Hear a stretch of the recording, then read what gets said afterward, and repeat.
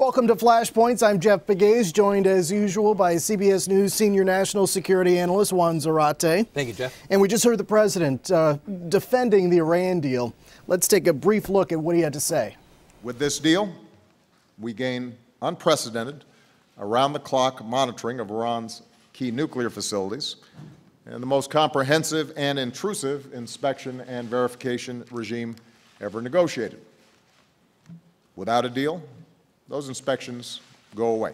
So we just heard the president defending the deal. What's at play here for the White House, especially with the amount of criticism that he's getting from Capitol Hill? Well, the president's clearly trying to speak to the American public and also trying to affect the debate in Congress. Congress now has 60 days to review the deal. Lots of criticism, as we've already heard, Jeff, from Republicans and others, criticizing the deal for a lot of different reasons, which we can discuss.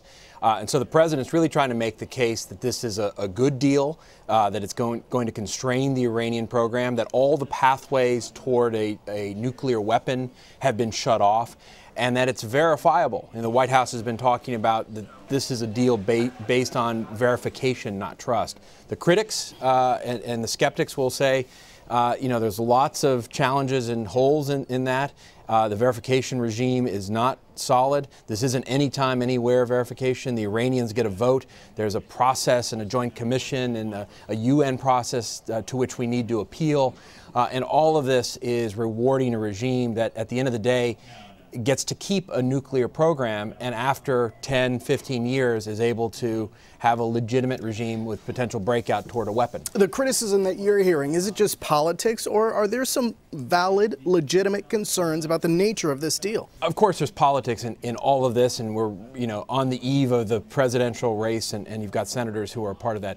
But I think there are real serious issues here, and I think we as a country have to take this into account. And you've even had some former Obama officials saying, look, there are some problems with this deal, and we've got to take a hard look. A couple things.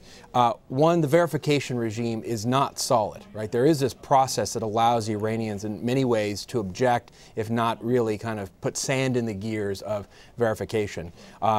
Two, the way that the sanctions relief is given is that it's in many ways up front. So in about 6 months to a year, we're likely to see the lifting of the sanctions from the UN, which will open the floodgates to the markets.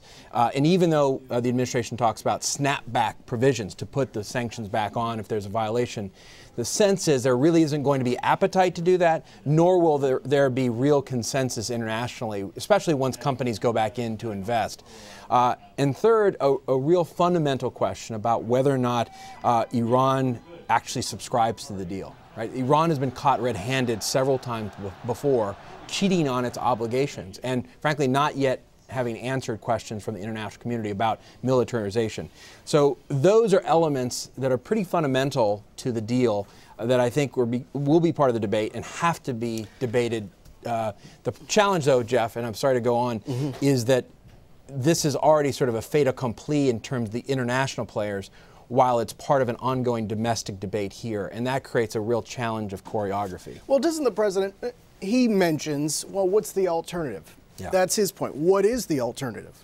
Right, and I think the critics will say, look, the either-or scenario of this deal or war is a straw man argument. That what you could have, you could have negotiated harder at the table. So, for example, the lifting of the arms embargo, which wasn't supposed to be part of the negotiation, suddenly was added by the Iranians at the 11th hour. That should have just been rejected outright, right? But the president's defending it. So to say, look, you could have held the line a bit stronger. You were in a position of strength to begin with. You could have used that.